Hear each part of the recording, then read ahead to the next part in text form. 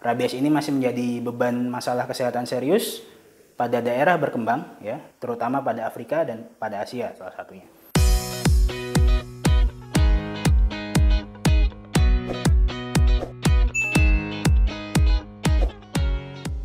Hai Sobat Sehat, apa kabar?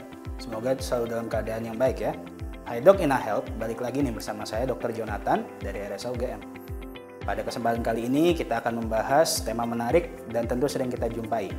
Ada yang sudah tahu apa itu rabies? Atau ada yang sudah pernah mengalami? Ya udah yuk, langsung aja kita bahas dan jawab pertanyaan yang kamu kirimkan ke medsos Ina Health.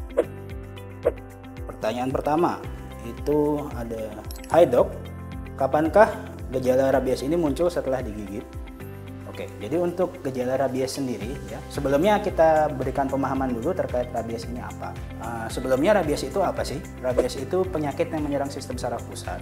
Ya, penularannya umumnya melalui hewan ke manusia, melalui gigitan atau melalui kontak pada membran mukosa atau selaput lendir. Rabies ini terbagi menjadi beberapa fase. Beberapa diantaranya merupakan fase eksposur atau inokulasi, ya, itu saat gigitan. Kemudian ada fase prodormal, ya, inkubasi prodormal.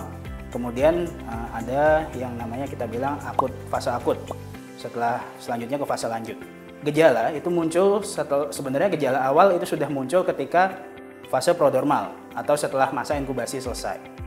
Masa inkubasi ini bisa berlangsung mulai hitungan minggu hingga bulan bahkan tahun. Cuman rata-rata dari studi bilang dia muncul sekitar 2-3 bulan setelah eksposur atau gigitan. Yang mempengaruhi hal tersebut ada banyak ya. Salah satunya imunitas dari pasien ya, lewat imunisasi dan yang pasti viral load atau jumlah virus yang masuk ke dalam tubuh. Dan termasuk juga jenis luka atau kontak yang dialami oleh pasien. Oke, untuk pertanyaan kedua ya teman-teman ya. Untuk pertanyaan kedua, Hai Dok, lalu apa gejala yang nanti bakal timbul di diri kita? Katanya bakal ngeluarin air liur terus ya? Ya, betul. Salah satu manifestasi klinis atau gejala yang muncul pada penyakit rabies adalah salivasi atau pengeluaran air liur yang berlebihan. Hal ini disebabkan karena rabies itu virusnya menginfeksi sistem saraf pusat kita, mengganggu siklus pernafasan dan menelan kita. Ya, seperti yang kita tahu bahwa menelan itu membutuhkan suatu mekanisme saraf yang kompleks. Nah, virus rabies mengintervensi proses tersebut sehingga pasien tersebut takut menelan, sehingga saliva atau air liur itu terkumpul di mulut. Jadi salivanya keluar dari mulut karena saking banyaknya begitu. Nah, untuk gejala rabies sendiri ini sebenarnya terbagi dua untuk manifestasi klinisnya. Ada yang dia flaccid atau lumpuh lunglai, ada juga yang dia furious atau yang agitasi, yang agresif seperti itu. Pada yang agresif atau yang agitasi ini yang lebih sering ditemui, ya, didapati pada 85% kasus rabies.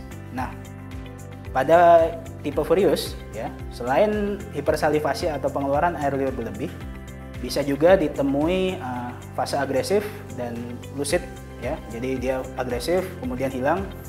Nah, terus kemudian bisa juga didapati gejala-gejala gangguan saraf otonom lainnya, ya, seperti hipersalivasi tadi sudah disebutkan, lalu gangguan menelan, gangguan pernafasan, kemudian takikardi atau jantung berdebar-debar, dan kemudian pada tipe flaccid atau lumpuh lunglai, pasien akan cenderung mengalami keadaan kelemahan otot yang dimulai dari sekitar area gigitan, kemudian naik ke atas begitu. Untuk pertanyaan ketiga ya teman-teman ya.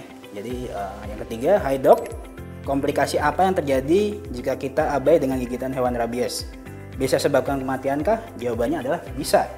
Ya, rabies bisa sebabkan kematian dan faktanya adalah angka kematian rabies itu merupakan salah satu yang paling tinggi. Ya, rabies ini masih menjadi beban masalah kesehatan serius pada daerah berkembang, ya, terutama pada Afrika dan pada Asia salah satunya.